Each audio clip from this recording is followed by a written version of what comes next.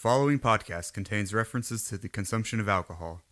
If you are not of legal drinking age, please do not consume alcohol. Also, if you are of legal drinking age, please drink responsibly.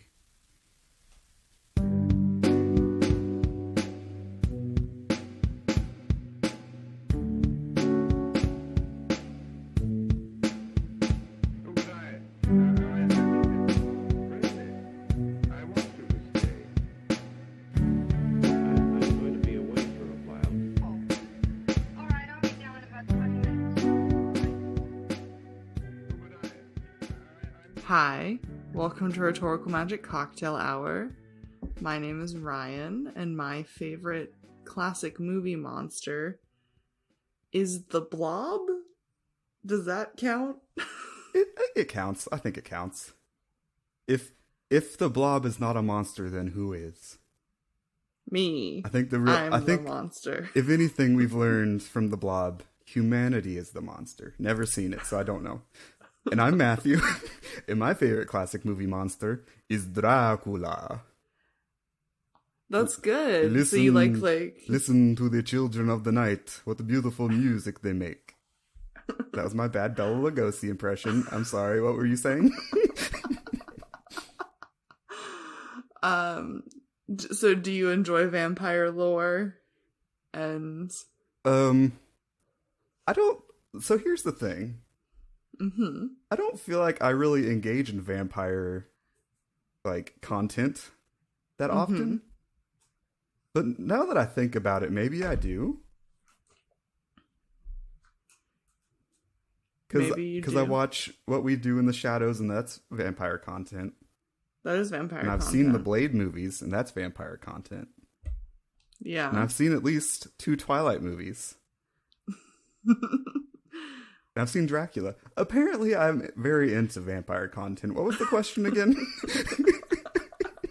If you're into vampire lore. I guess I would have to answer yes. What about you? I love that for you. I'm here for it. I am. I appreciate vampires as much as the Matthew. I thought of the correct answer, and I'm very sorry I didn't say it earlier. What? Vampire content sucks. Because they drink blood with their teeth. Get it? Wow. Yeah. Yeah. If you can't tell by that wonderful banter, this is a podcast where we like to have a drink and try to be succinct about various topics. Matthew, do you want to explain what we're drinking tonight? So, tonight, very special occasion. It's autumny. It's getting dark real early for some reason. Mm-hmm. The sun has died, and it will forever be night. So we're drinking a campfire sling. It's always October now. Yes.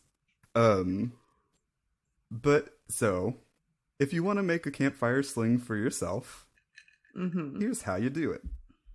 You take an old-fashioned glass, you put a big old chunk of ice in it, then you pour in 2 ounces of bourbon or rye. I don't remember which.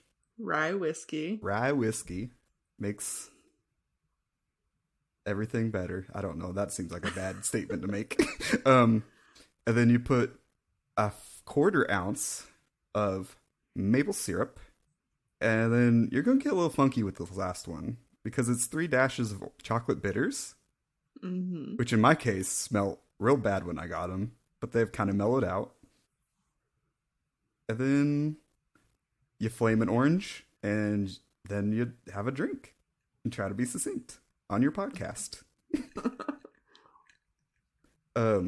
Did your chocolate bitters come out real dank at first? Mine were really woody, like earthy. Like it really did smell like.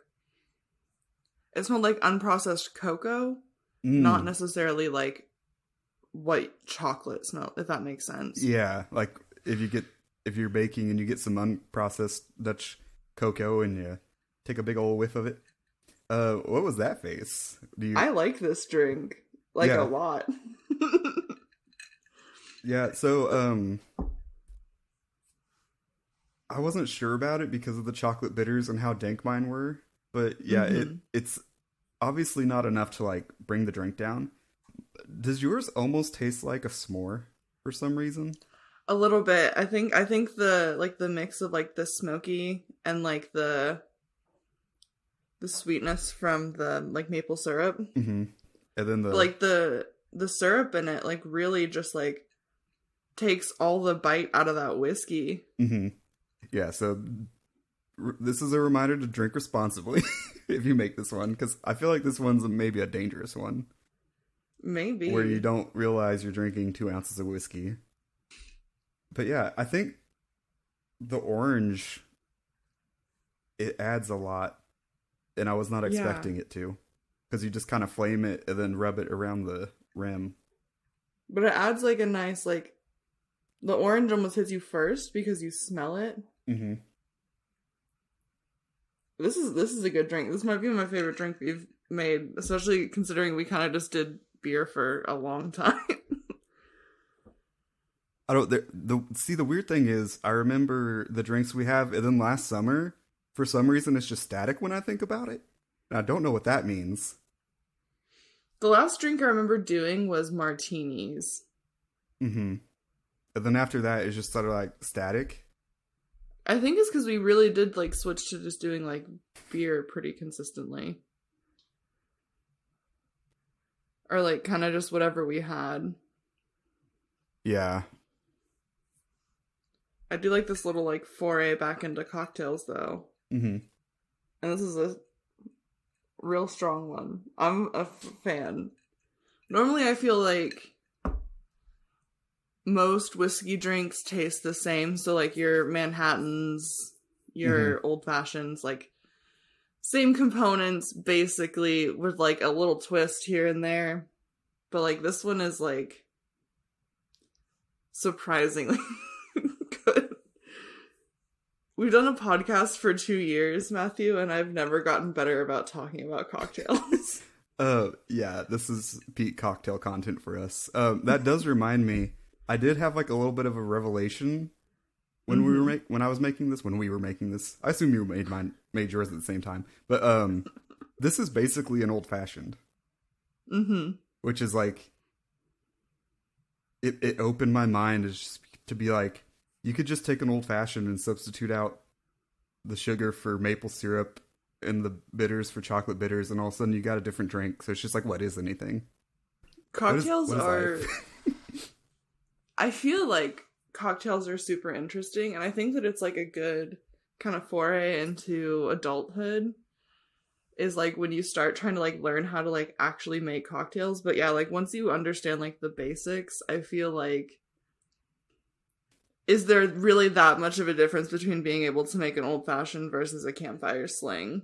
You know? Mm-hmm. So what you're saying is there's one cocktail and everything else is just a variation of that. What I'm saying is all alcohol tastes the same. That doesn't seem right. All alcohol exactly the same. And just do whatever you want to feel good. But do it responsibly. Much like the characters in Twilight New Moon. Perfect segue. Play that interstitial music.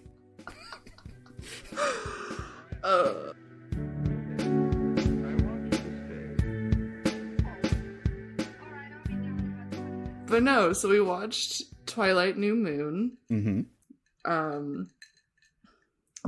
For our listeners who've been here for a while, we'd watched Twilight last year around this time. Mm-hmm. And I loved it so much, I determined that we're making it a series. and Matthew begrudgingly goes along with it.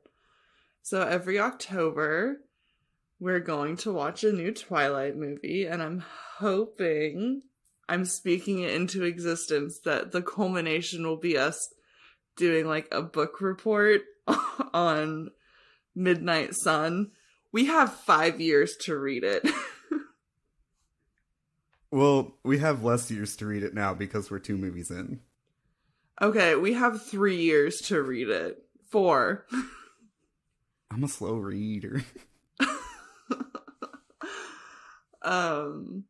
But yeah, so we watched New Moon. Netflix has bought into the Twilight Renaissance that is like still happening. I feel like we kind of got in like right before, so you could say we started it. We make bold claims, and since it's just us, we're not gonna fact check it. Legally, you can't tell us otherwise, and if you do, it's entrapment. So we don't really know what that means, but we think it's entrapment. But yeah, Matthew, would you like to give us the rundown of what happened in Twilight, which is probably my favorite part of the podcast, is making Matthew remember what happened in the movie we watched last night. Am I recapping Twilight or am I recapping New Moon? You're recapping New Moon. Okay. You know what I mean. Because Anytime I say Twilight this episode, I mean New Moon. Okay, I didn't know if you were like, we need to understand the first movie to understand the second. But okay, so we open on a moon, but what kind of moon? Don't worry, words will soon tell us. It's a new moon. So the first thing I remember happening, which I don't think is what first happened, was it's Bella's birthday, and she goes over to the Cullens for a party, and Edward does his fun, like, I gotta protect you thing to her before they go down. Is it fun? No, it's bad. It's not a healthy relationship, but it's the movie. So they start giving her presents, and then she gets a paper cut on her finger, and then one of the vampires gets real vampy for that blood. But then Edward's like, no, I gotta protect you. So he throws her into an end table. Because that's protecting. And then all of a sudden she has a huge gash down her arm. And the rest of the vampires are like, uh-oh, we gotta go. And then Carlisle is like, don't worry, it's chill, I could stitch you up. So he goes and stitches her up, and then we find out they're damned because they're vampires. Oh, I forgot a crucial thing. That the movie starts out with Bella running through Italy, and it doesn't acknowledge why. Yeah. Uh-oh. So they're damned, is what we're finding out. The vampires are damned. So after the incident, the Cullens have to leave because they're they say it's because people are starting to realize they're not the right age. But Bella's like, Edward doesn't love me. And then they talk in the forest. I also forgot an important part where she has like this weird trippy dream where she's her grandma, but with Edward. Because that's crucial to the plot. But that sounded sarcastic, but it really is crucial to the plot.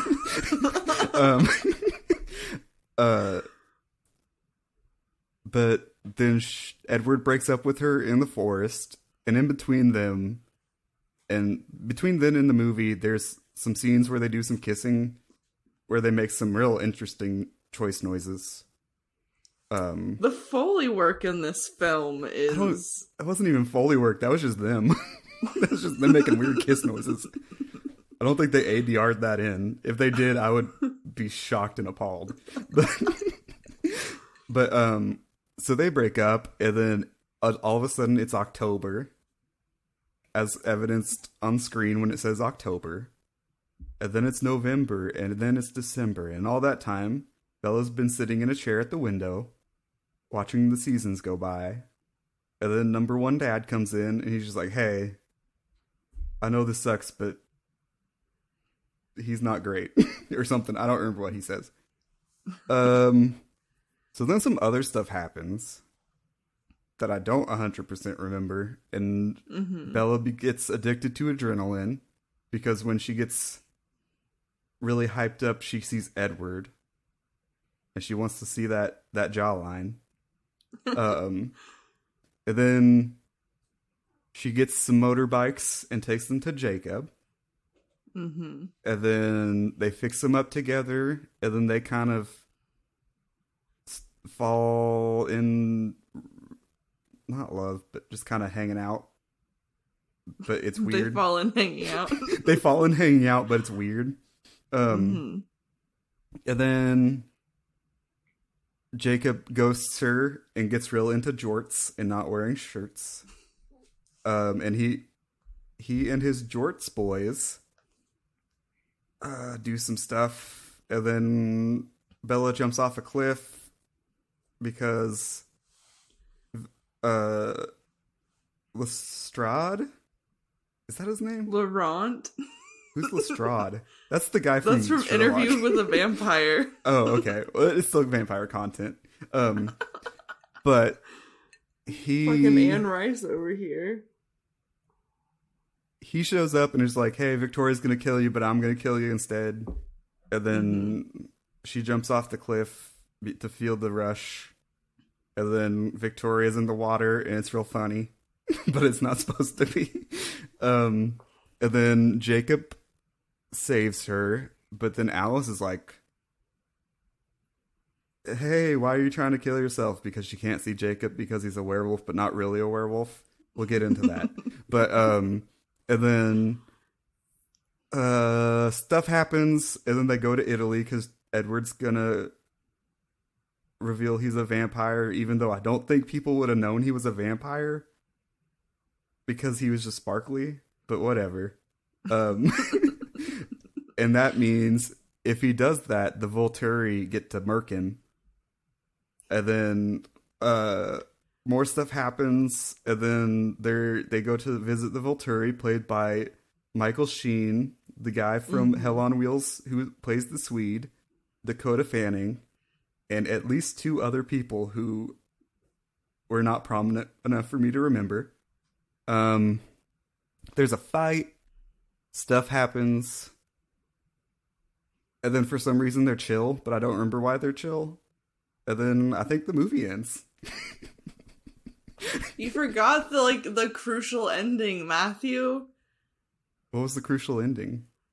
Edward proposes. Oh yeah, I forgot the cliffhanger.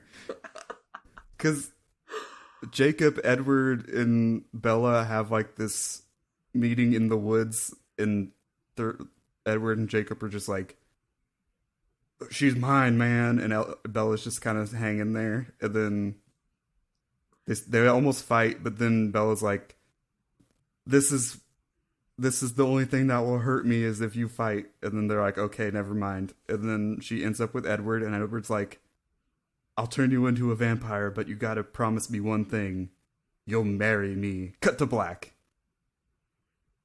Credits roll. Yeah, that's Twilight. That's Twilight. That's the Twilight Saga New Moon.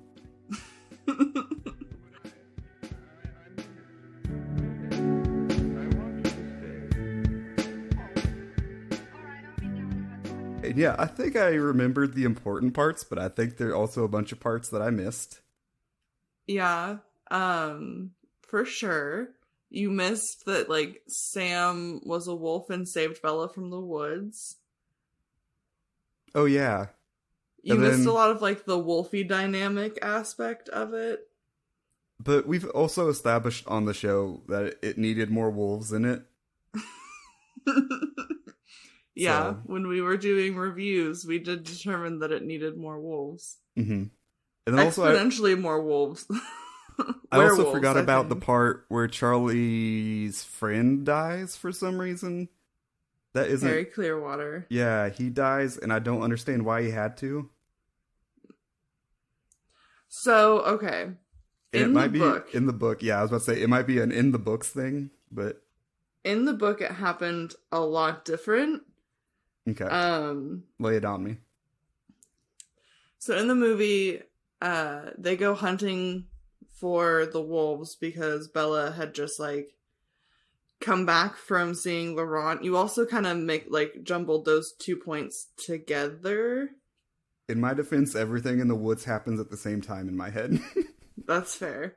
Because, like, Laurent happens first. Bella tells her dad that they're wolves, not bears. Oh, yeah, and then Victoria's stalking her dad and Harry in the woods. Right. So Harry Clearwater is a member of the Quileute tribe in the book, which we will get to the issues with Stephenie Meyer using an actual indigenous tribe in a minute as well. And so in the movie, like, the stress of, like, so he is aware of vampires and he knows about the wolves. There's, like, a part where he, like, covering up tracks to make it more difficult for Charlie to, like, track. I do remember him kind of covering for the wolves in the movie. And then in the movie, like, Victoria picks him up. And then, like, I think, like, the stress of, like, seeing a vampire in person, because there's, like, a pretty big difference between, like, hearing about them and knowing about them and experiencing them. And then seeing, because he also, like, got knocked over the wolf by a wolf, which I think was Jacob, if I remember correctly. That's not what happened in the book at all.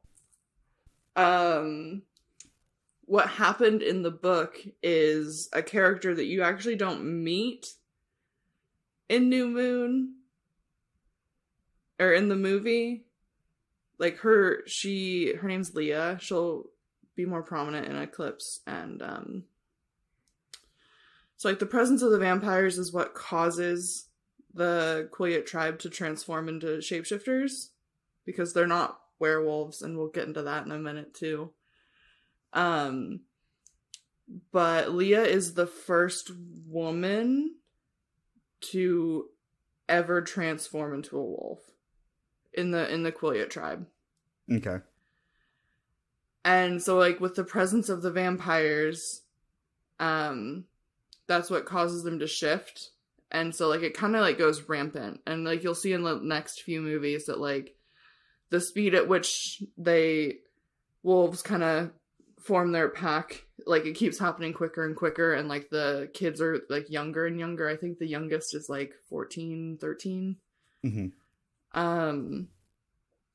But Leah transforms in front of Harry, and it, like, not knowing, like, she didn't know it was gonna happen, and the shock of that is what kills him. Okay.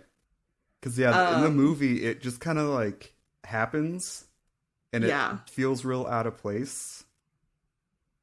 Yeah, but, like, the shock of that is what, like, it startles him into a heart attack, basically. Like, he died the same way. Just the reason was different in the book? Yeah. Okay. I feel like the book makes more sense in that bit. Yes. Not having read it. The books don't make a ton of sense still. Granted, the movie doesn't really make sense either. I will give you that. The movie doesn't make a lot of sense. I did also forget a crucial plot point where the shapeshifters and is it just the Cullens we have a treaty? can call them wolves. Okay, the wolves and the Cullens. Is it the Cullens have a treaty or the vampires have a treaty? The Cullens have a treaty with the Quileute tribe. Okay. To where the Cullens don't turn people and the wolves don't. The Cullens don't hunt or kill people. Yeah. And the wolves, but they're not allowed on, like, Quileute land, so, like, they're not allowed on, like, the reservation. And then the Quileute let them live in Forks. Right. So that means when Edward turns Bella, the treaty will have been broken. Which I assume is if it's not a relevant plot point going forward, then I don't know why it's in the movie. But I wouldn't put it past Twilight. It is relevant going forward. What are a couple other aspects that were, the wolf pack, the leader is Sam Yulee, and he has the ability, and I don't know, like, how much it actually plays, or, like, how well it's fully explained, or if you understand how much. Sam is able to, like, because he's like the alpha and like the leader of the pack. Oh God, I hate using the phrase alpha, but I feel like in this it makes sense. He puts a gag order on Jacob, explaining to Bella that they're wolves. Yes, and I do remember that being explained when she goes to, I believe it's Sam's house, because the two guys that she's with are just like, we do what the alpha says and we don't question it. That's the way we work. But in like the in the Twilight lore, like it's not that they don't question it, it's that they're like physically unable to break orders. Okay. Like it's not like a respect thing. It's like his word is law and they follow it no matter how much it hurts them. And I don't think that's played through very well in the movie. Yeah, I didn't pick up that was the case. I read it as, granted, I wasn't paying super close attention because we were goofing while watching it. I was talking about Jorts a lot. But I read it as it was a respect thing and not like they physically can't. Yeah, no, it's impossible for them to go against Sam's orders. But yeah, it's golly, it's a wild film. Let's see.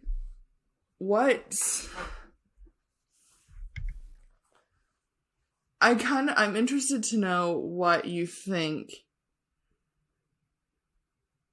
just like about the story as like a continuation of the first one. So I'm going to make a parallel to a movie series that I have seen before, which is the Sam Raimi Spider-Man movies, in which the first movie is like figuring out the world of like, I am now Spider-Man, I have these powers. And then the second movie is like taking away the powers after having them. Okay.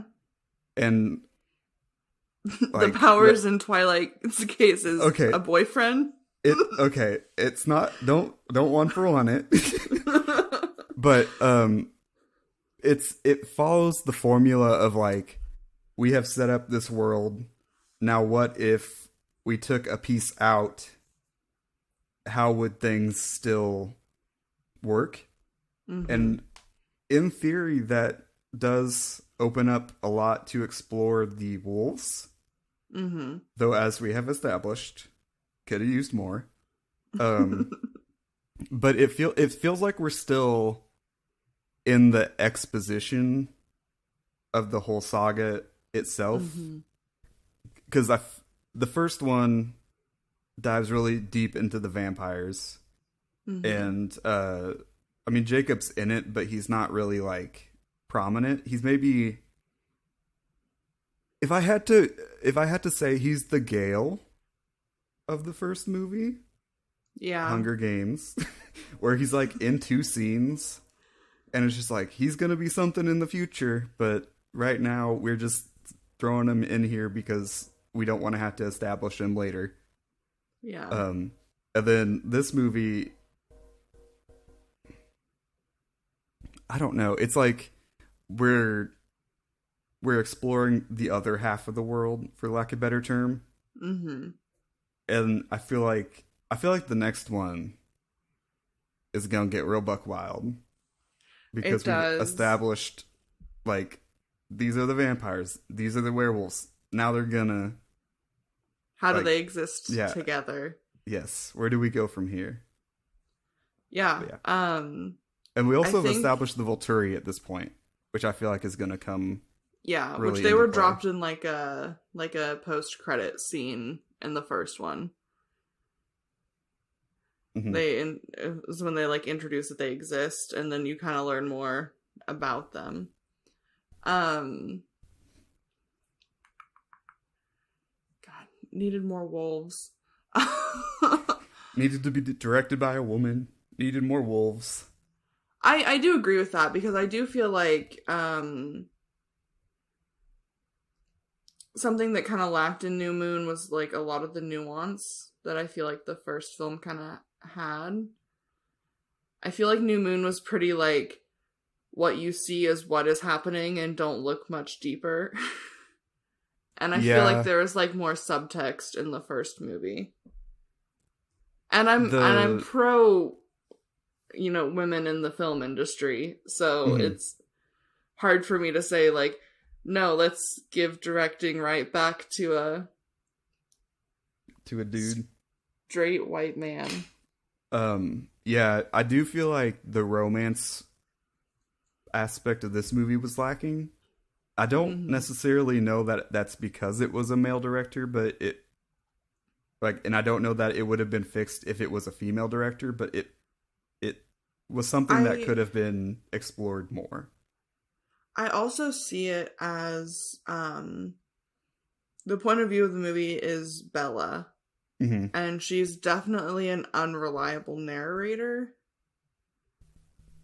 Okay, yeah, that's fair.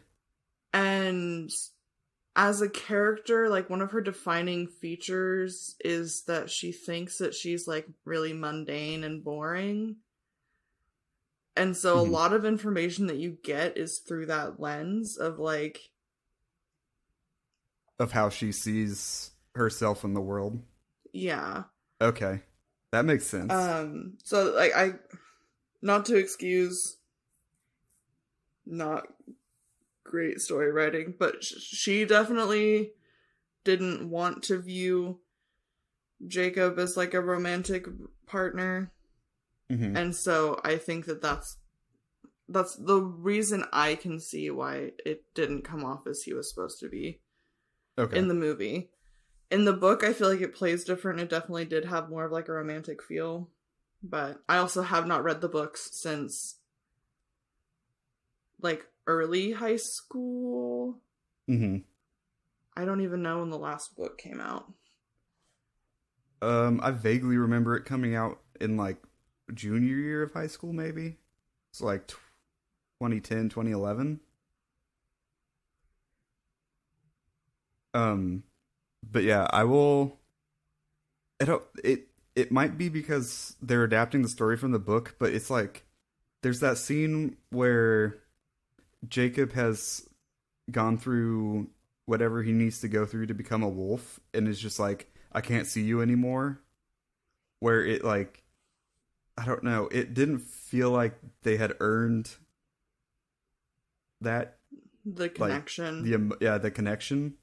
So yeah. I don't necessarily know that romance is the right word, but maybe like the connection between the characters was lacking. I could definitely see that. Sorry, I just read the Breaking Dawn came out in 2008. It's like middle school. Yeah. The movie came out in high school. Okay, maybe that's what I was thinking of. But yeah, because that would have been like essentially 8th grade for me. So. Yeah. Wild. So, yeah, that timeline lines up, I guess. Yeah, and the course of the series, it really happens in like a year or so. 2 years, I think, max. And a good chunk of it is like Bella being depressed. Like a good few months of it. Montage of October, November, December. No, but the first Twilight happens basically throughout like her junior year. Because she's 17 in that movie, and this one starts with her 18th birthday, right? And then it's almost like senior year, like the first half, maybe. And then like spring semester, because Breaking Dawn starts with them graduating high school. Which means there's a whole other movie between the start of her senior year and... which honestly just makes the events just so much crazier. Yeah, this is a movie where you don't think about time, because then it gets yikes and it gets confusing. Because, no, but like, think about it. If I ran away to a different state, my parents would have grounded me for 2 years easily. Mm-hmm. And then to top that off, like 6 to 9 months later, she runs away again, this time to Italy. Well, she doesn't necessarily. She's with Alice. From her parents' perspective, they don't know where she is. She just takes off twice. Oh man, that hurts my head. I don't like thinking about that.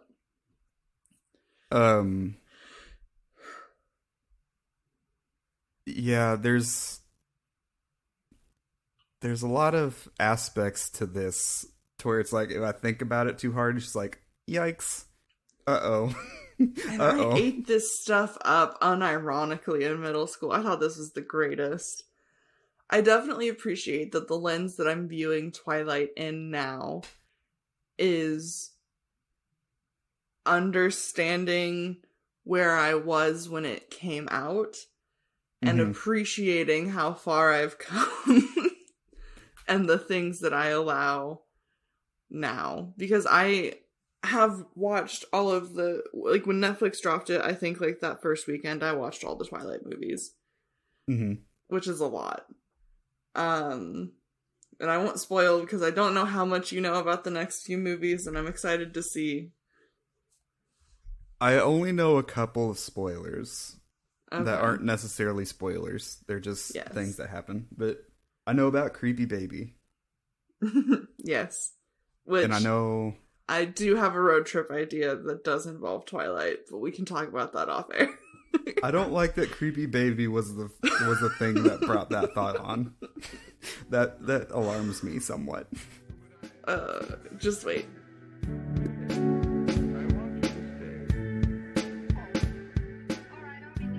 So, what do you think that Twilight Saga New Moon got right? Twilight Saga New Moon. I think, like, from a technical standpoint, like filming, not necessarily like character, but like it's a good looking film. It's not as green as the first one. The first one is very stylized, is how I tend to put it, and I feel like you get like a more overarching sense of the style of the next, like the first movie happens and then the rest are all more cohesive with each other, stylistically speaking. But I mean, like, when they go to the San Marco festival, that's a really cool sequence. I think it uses color a lot better than the first one. Having not seen the first one for a year. I think, so here's the thing. The characters, not necessarily great. The actors, I feel like they're bringing it on a level that they don't have to in this movie. Like Michael Sheen, chef's kiss. There's Dakota like a Fanning, level of chef's kiss. There's like a level of earnesty with the actors. Like, I don't, like, you hear like the actors talk about it now and they're like, God, that's embarrassing that I did that. But like, you can tell that they really did put their hearts into it. And I do agree. I absolutely love that. Yeah. So that's, I feel like that they got right. I don't know. I will say, I don't hate this movie. Okay. I was kind of expecting just to watch it and be like, well, that was not great. But I watched it and I was like, huh, that was passable. My favorite moment, and I don't know if it was genuine, but in my heart I'm telling myself it was, is when Edward asked Bella to marry him and you actually gasped. That was genuine. And I won't say otherwise. Because this is one of those things, like, you were already starting to, like, kind of, like, shift out, and I was like, no, wait. No, this is very important to the lore. But yeah,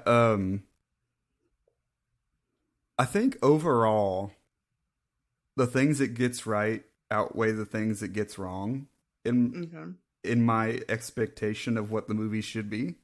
Yeah. But what do you think it gets right? Enough from this doof.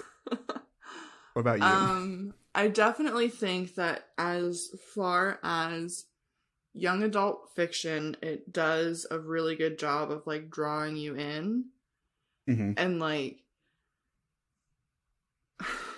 I don't, like, it's kind of campy and it's kind of cheesy, but it, especially watching it now in, like, the Twilight Renaissance, like, just, like, the nostalgic level of it feels great.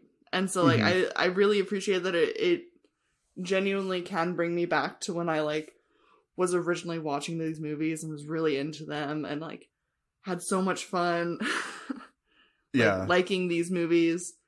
So what it got right is your nostalgia for the movie. Yeah. I mean, I agree with you. Like, I feel like the cinematography evolved effectively. Mm-hmm.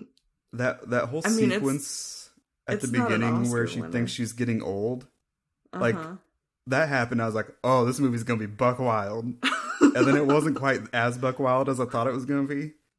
But yeah. But yeah, I don't know. I think that what it got right is it just, like, the timing has worked out in a way to where it is just, like, positive experience again, and not just, like, because for a long time it was really popular to just hate Twilight for the sake of hating Twilight. Mm-hmm. And I fell into that rhetoric. Like, I was the person who was like, oh, it's embarrassing that I liked that. That's horrible. But it's funny, it's goofy. I love it.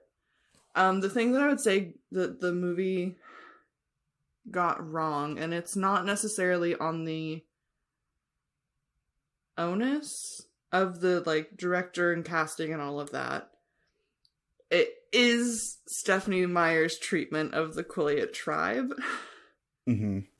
We said that we were going to chat about it a little bit. And this is something that I didn't know originally. I was always and I think that it's just because publishers did a good job of kind of hiding the truth.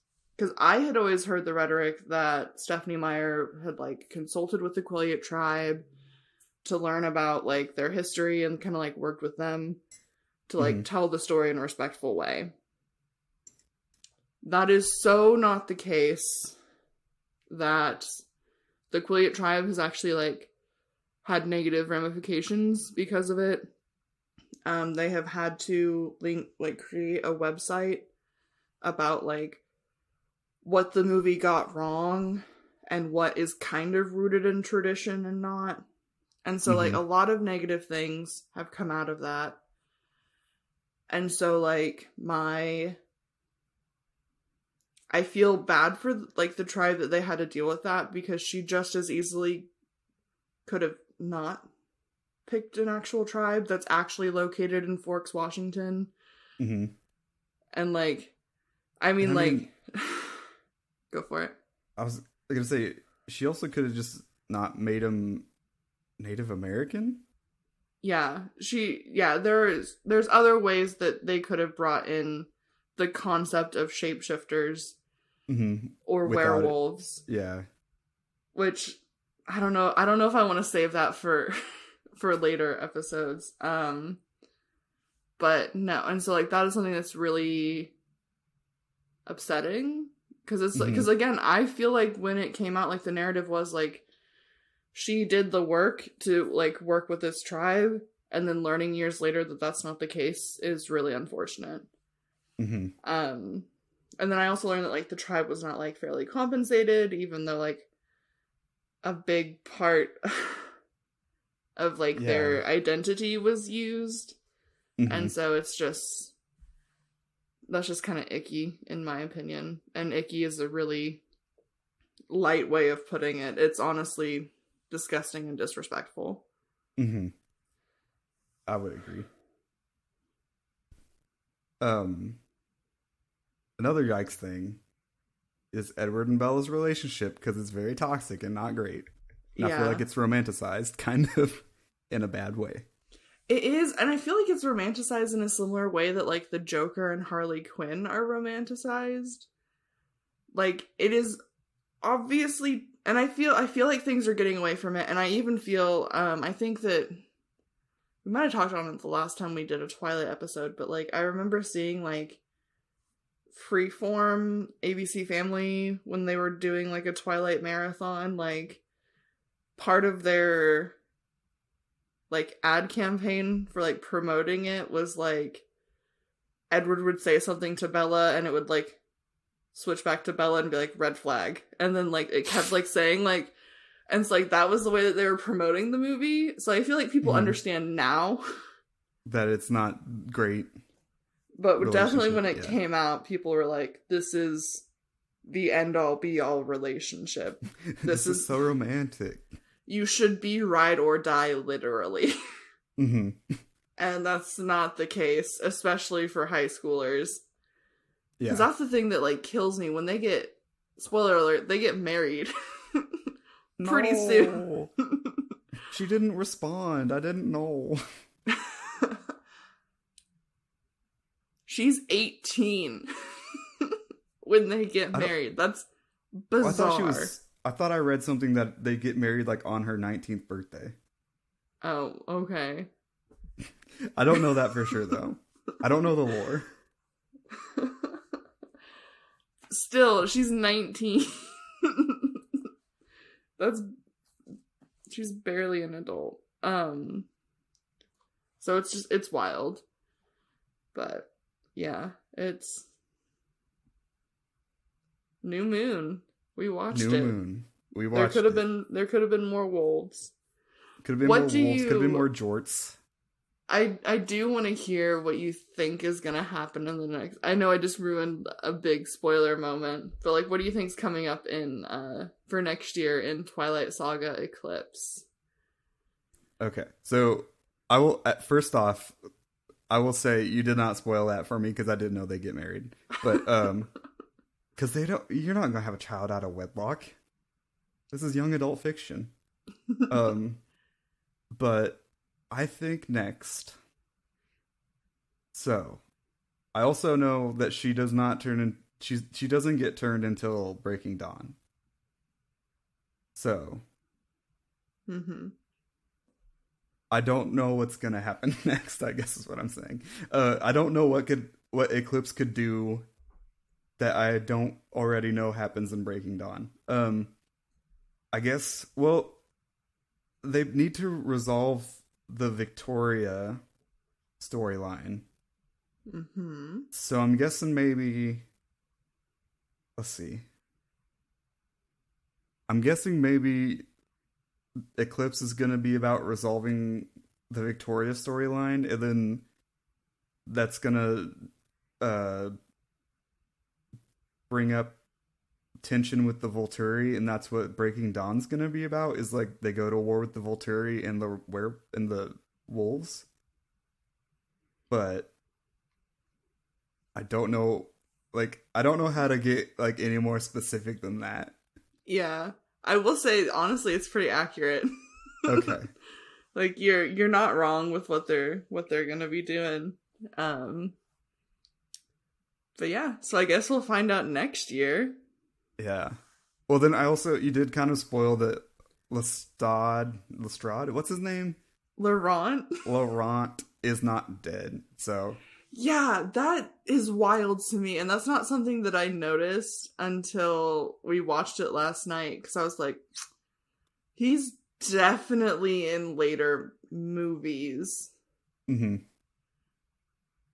What is happening? What are we doing here? But yeah, oh, and I also do know that Victoria gets recast as Bryce Dallas Howard, so... She does get recast as Bryce Dallas Howard. That's gonna be fun. So yeah. that's my Matthew's forecast. We'll see if it comes true.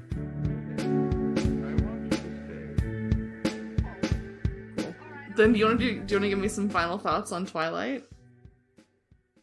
Final thoughts on Twilight Saga New Moon is at the following. It looked good. It sounded fine. The Foley work was a lot. Could have used more jorts. Could have used more wolf stuff. Could have said no. Should have gone home. Should have thought twice before I let it all go. But yeah, like I said before, I was pleasantly surprised at it. I don't think I would like go out of my way to watch it again, but I would, if you wanted to watch it again, I would be fine with watching it again. Mm-hmm. Like, it wasn't egregious in any way, besides the aforementioned yikes that we talked about. Yeah. But I don't know that that was necessarily the movie's fault, more so than the source material. But yeah, what are your final thoughts? Final thoughts. Jorts, yes, love it. The fashion, iconic.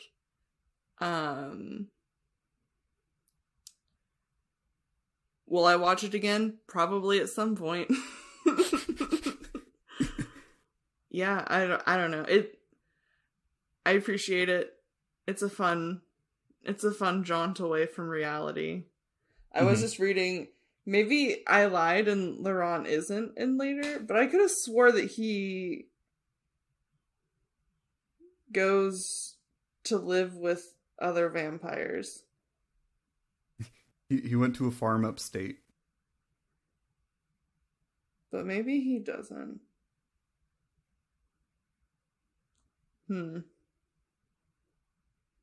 Time will tell. Time will tell. I guess we'll find out. And if I'm wrong, then you can berate me about it. All right. So this has been the second installment of the Twilight podcast that Matthew and I are doing now. Twilight podcast New Moon. No, this has been Rhetorical Magic Cocktail Hour. If you liked what you heard, follow us on socials at Rhetorical Magic. You can follow me at Queer Mothra. You can follow Matthew at RMCHMatt. Be good to one another. Watch a Twilight movie if you have time, and as we say at the end of every episode, clink. That was not great. These aren't good glasses for that.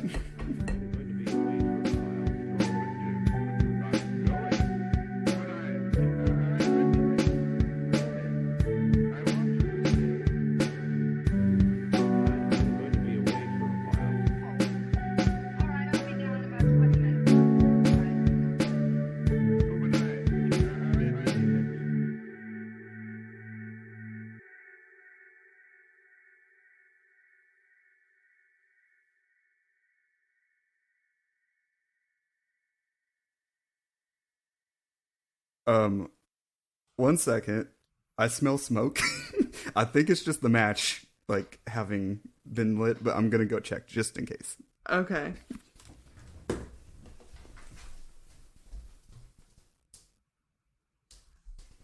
Hi, welcome to the part of the podcast where we make sure our house is not getting burned down. Matthew just ran off to double check a match, and hopefully he comes back and nothing has been on fire. Can you confirm or deny that nothing was on fire? What is on fire, though, really, if you think about it? The only thing that's on fire is my excitement to talk about New Moon. Ooh.